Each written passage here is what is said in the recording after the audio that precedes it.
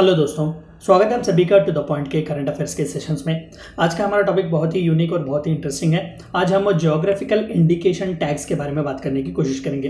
देखिए, कॉपीराइट्स कुछ और होते हैं, पेटेंट राइट्स कुछ और होते हैं, ट्रेडमार्क्स भी कुछ और होते हैं और आखिर में ज्योग्राफिकल इंडिकेशंस या फिर ज्योग्राफिकल इंडिकेशन टैग्स भी दूसरे होते हैं। देखिए, ये सभी इंटेलेक्चुअल प्रॉपर्टी राइट्स के ब्रॉडर कॉन्सेप्ट में ही आते हैं, लेकिन सभी का डेफिनेशन अलग होता है। हम कॉपीराइट्स, ट्रेडमार्क्स और पेटेंट राइट्स के बारे में फिर किसी दूसरे टॉपिक में पढ़ेंगे। फिलहाल के लिए हम जानने की कोशिश करते हैं कि दरअसल ये जीआई टैग्स होते क्या हैं और इंडिया में इन्हें रजिस्टर कौन करता है और इनका सिग्निफिकेंस क्या होता है। इन सभी के बारे में आज का हमारा वीडियो। तो आइए शुरू करते हैं।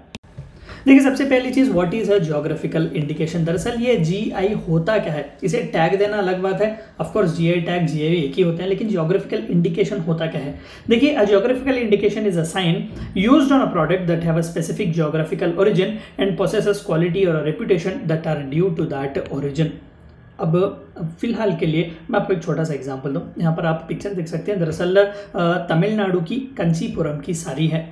पूरी दुनिया में अगर आप जाकर ढूंढेंगे तो इस तरीके की साड़ी आपको कहीं पर भी नहीं मिलेगी। The intrinsic detailing which they use, the kind of cloth, the kind of material which is used to make this sari, you will find it nowhere else. ये बस तमिलनाडु में ही मिलती है। अगर बाकी की दुनिया में कहीं पर भी इस तरीके की साड़ी से मिलती हैं तो चाहिए कि वो इस क्वालिटी के हो, इस स्टैंडर्ड से जो है वो कंपेयर कर सके या फिर compete कर सके, तभी जो है उसे कंचीपुरम की साड़ी कहा जाएगा। तो दरअसल ये ना ही कॉपीराइट है, ना ही पेटेंट राइट है। ये दरअसल किसी एक प्रोडक्ट के ज्योग्राफिकल बेसिस पर, ओरिजिन पर इन्हें रिकॉग्नाइजेशन दिया जाता है। तो दुनिया भर में कहीं पर भी आप इस प्रोडक्ट को देखें तो स्पेसिफिकली उसी एरिया का नाम बताया जाता है। अगर आप फॉर एग्जाम्पल यूनाइटेड स्टेट्स में भी आप जाकर कंचीपुरम की साड़ी खरीद सकते हैं, लेकिन नाम आप देख सकते हैं कि तमिलनाडु का ही है, यानी कि कांचीपुरम के रीजन में ही हमें ये देखने को मिलेगा। यानी कि ये उस रीजन का एक इंटेलेक्चुअल प्रॉपर्टी राइट है। तो ये बहुत ही इंपॉर्टेंट है, not just to protect the product from opponents but also to provide और फिर to push the very identity of that product in that region. In order to function as GI, a sign must identify a product as originating in a given place। जैसे कि मैंने कहा कि कंचीपुरम साड़ी चाहिए कि originating place Tamil Nadu Kanchipuram. ऐसे कई examples है। तिरुपति का लड्डू भी आप कह सकते हैं, कई बार आपने खाया होगा। तो वो लड्डू पूरी दुनिया में कहीं पर नहीं मिलेगा, सिर्फ तिरुपति में ही मिलेगा। तो तिरुपति से उस लड्डू की आइडेंटिटी जुड़ी हुई है। तो इस तरीके के यूनिक जो प्रोडक्ट्स होते हैं, इस तरीके के यूनिक जो कोई भी चीज़ें बनाते हैं, मैनमेड हो, नेचुरल हो, उन्हें खासकर जीआई के टैग्स या फिर जीआई के इंडिकेशंस दिए जाते हैं। Under Paris convention for protection of industrial property, अभी जैसे कि मैंने कहा कि ये इंटेलेक्चुअल प्रॉपर्टी राइट्स के कैटेगरी में आते हैं। देखिए, कॉपीराइट्स, पेटेंट राइट्स, ट्रेडमार्क्स ये दूसरे कुछ और होते हैं। ये इंडिविजुअल बेसिस पर होते हैं, कंपनी के बेसिस पर होते हैं, ऑर्गेनाइजेशन के बेसिस पर होते हैं। लेकिन जीआई टैग्स जो है वो रीजन और ओरिजिन के बेसिस पर होते हैं। तो कई इंटरनेशनल कन्वेंशंस भी है इस तरीके के जीआई टैग्स को बचाने के लिए। तो अब जैसे कि आप देख सकते हैं कि under Paris convention geographical indications are covered as elements of intellectual property rights. तो पूरी दुनिया में जो कोई भी इस पेरिस कन्वेंशन का सिग्नेटरी है, चाहिए कि वो इससे अबाइड करें।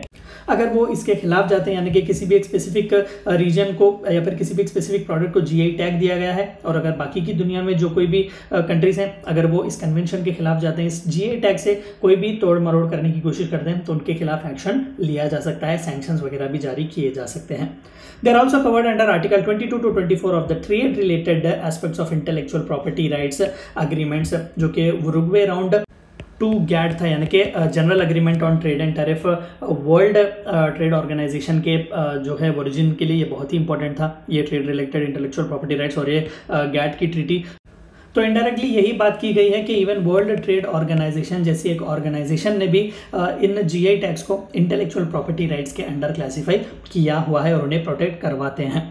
Proponent of GIs regard them as a strong tool for protecting their national property rights. Opponents, however, consider GIs as barriers to trade. Best example आप ले लें बासमती का जो चावल है, हरियाणा में बहुत अच्छी तरीके से उगता है एंड इवन हरियाणा का जीआई टैग भी है बासमती चावल। लेकिन क्या सिर्फ इंडिया में ही उगता है? यूनाइटेड स्टेट्स में भी उग सकता है बासमती चावल, आप पाकिस्तान में भी उगा सकते हैं, किसी भी कोने में उगा सकते हैं। लेकिन हरियाणा की जो क्वालिटी का बासमती चावल है वो पूरी दुनिया में कहीं पर भी नहीं हो सकता, उग नहीं सकता। अब यूनाइटेड स्टेट्स आकर इस बासमती चावल पर जीआई टैग का रिकॉग्नाइजेशन या फिर इस जीआई टैग के लिए जो है वो रजिस्ट्रेशन नहीं करवा सकती, वो इंडिया के इंटेलेक्चुअल प्रॉपर्टी राइट्स का वायलेशन होगा। तो इस तरीके से इंडिया जो है इन जीआई टैग्स को अपनी आइडेंटिटी पुश करने के लिए एक स्ट्रॉन्ग टूल की तरह इस्तेमाल करती है, और वहीं पर प्रोपोनेंट्स के लिए ये जीआई टैग्स जो है वो बैरियर की तरह काम करते हैं। Just like copyrights, patent rights and trademarks, ये तीनों अलग अलग होते हैं। इंडिविजुअल बेसिस पर, कंपनी के बेसिस पर या फिर ऑर्गेनाइजेशन के बेसिस पर, प्रोडक्ट के बेसिस पर इन्हें दिया जाता है। लेकिन ज्योग्राफिकल इंडिकेशंस ये ओरिजिन और प्रोडक्ट का क्वालिटी के बेसिस पर दिया जाता है। The tags are provided similar rights and protection to holder. तो जिस तरीके से कॉपीराइट्स, पेटेंट्स और ट्रेडमार्क्स में हमें प्रोटेक्शन दिए जाते हैं, अगर आप इनका वायलेशन करेंगे तो पिनलाइज करते हैं, अरेस्ट वगैरह भी किया जा सकता है। तो इसी तरीके से जीआई टैग्स भी जो है इसी तरीके का प्रोटेक्शन पाते हैं। India as a member of world trade organization enacted the geographical indications of goods registration and protection act 1999 and it has come into force with effect from 15 सितंबर 2003।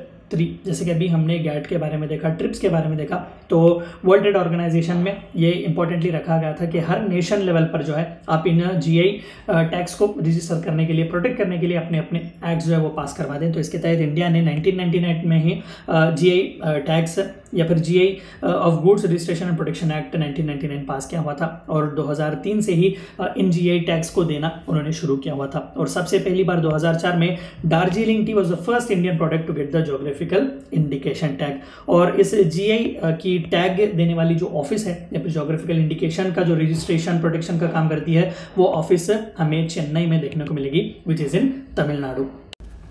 और आखिर में आप देख सकते हैं यहाँ पर पिक्चर, ये तिरुपति का एक लड्डू है। मधुबनी पेंटिंग्स जो कि बिहार के बहुत ही फेमस है, इंट्रिंसिक डिटेल वहाँ पर होता है। बासमती चावल हरियाणा का आप देख सकते हैं। अगेन हैदराबादी हलीम, ये सभी जो है रजिस्टर्ड जीआई टैग्स या फिर रजिस्टर्ड ज्योग्राफिकल इंडिकेशन टैग्स जो है इन्हें दिए गए हैं।